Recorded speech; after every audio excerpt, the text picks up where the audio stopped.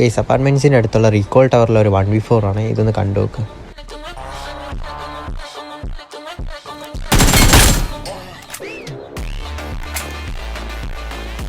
ഒരുത്തൻ്റെ shot gun ആയതുകൊണ്ട് ഞാൻ അങ്ങോട്ട് കയറി റഷ് ചെയ്തില്ല.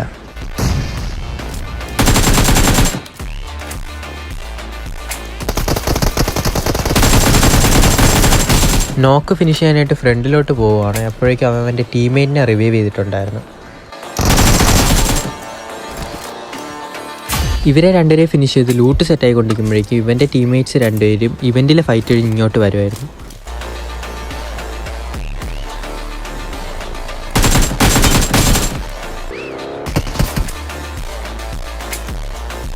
ഒരുത്തന്നെ നോക്കാക്കി ഉടനെ തന്നെ ഞാൻ ഒരു നെയ്ഡ് എറിഞ്ഞ്.